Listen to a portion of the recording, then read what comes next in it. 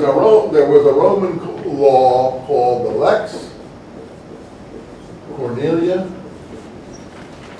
the Sicarius, a beneficia. I'm not sure if I pronounced it right because my Latin isn't so good. I'm not sure the spelling of that last word. But this means the law of Cornelius. We're going to meet Cornelius as the Roman centurion momentarily in Acts. Right after this episode, Peter's going to meet Cornelius, the so-called Roman centurion who likes Jewish religion, which I totally doubt ever happened. And Sicarius we know about from the Sicari, terrorist assassin supposedly. But in Latin, this doesn't mean terrorist assassin, it means circumciser. And this is the law forbidding bodily mutilation with a knife, circumcision, and other kinds of bodily mutilations, that the Romans considered all these things, castration, bodily mutilation, to be part of the same syndrome.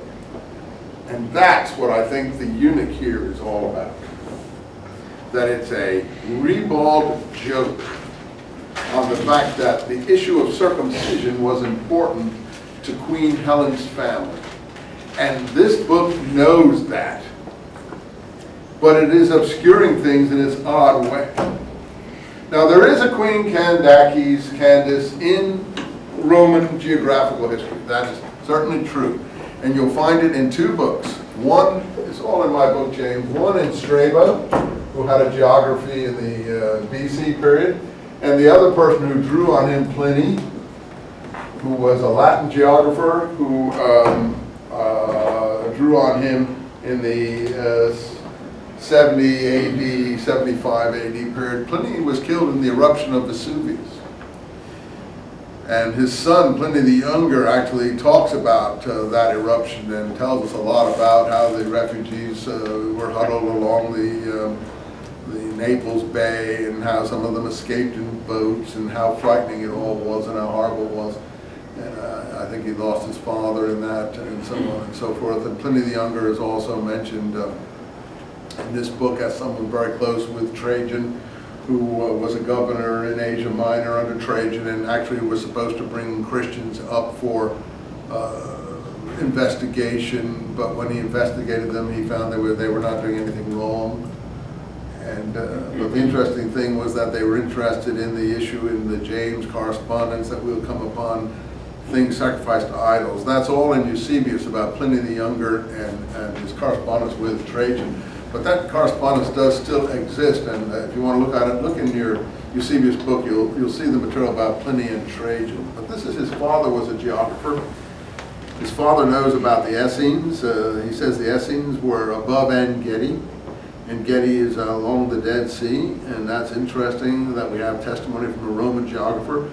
People argue, what do we mean by above? Do we mean in the hills above En-Gedi, or do we mean up the Dead Sea from En-Gedi, which would mean where we found the Dead Sea Scrolls at Qumran? I think, and a lot of other people think, that Pliny is talking about the Qumran settlement north of En-Gedi, which is about halfway down the Dead Sea, an oasis.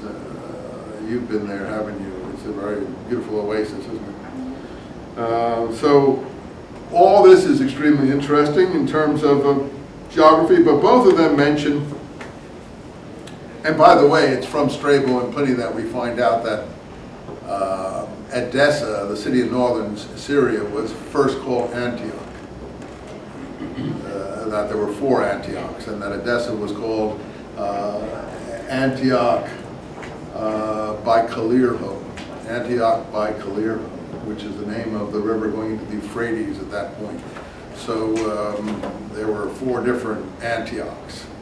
And the reason I find it important, because we're going to get Antioch here, but everyone assumes it's one Antioch, the Antioch on the Syrian coast. And I don't think anything was happening in Antioch on the Syrian coast at this time. But we've already seen from Eusebius that there was something happening further inland. Now, if you're confused, look at some of the maps in the back of my James book. I'll try to draw a map on the board further for you if you can't visualize these things. But Syria we now know enough about Iraq and northern Syria from the war going on there that there's a coastline in the Mediterranean, and it goes inland along the southern Turkey area. And this Edessa is inland. It's now in southern Turkey. But previously it was in what was called Syria. So it's on a part of the Euphrates River called Antioch by Calyria. So you can get that from the geographies too of Pliny and Strabo. Josephus is drawing a lot on Strabo. He calls him Strabo of Cappadocia, and he mentions him. He mentions him as one of his sources. So